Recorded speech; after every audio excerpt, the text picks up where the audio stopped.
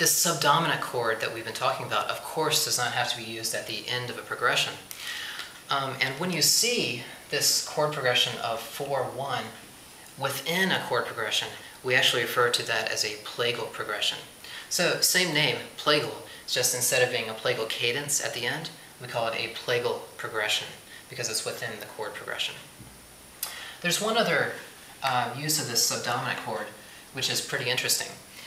If we go back to our circle of fifths chord progression, remember it was 1, 3, 6, 2, 5, and 1. If you take a look at these chords, you'll notice that there's no subdominant chord within here.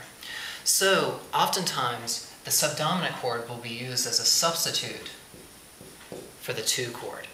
The reason this works is because the 2 chords share a lot of common tones.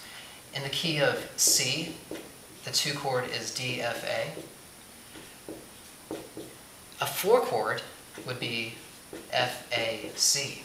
So they actually have 2 common tones, and that's why it sounds good to use a 4 chord here instead of a 2 chord.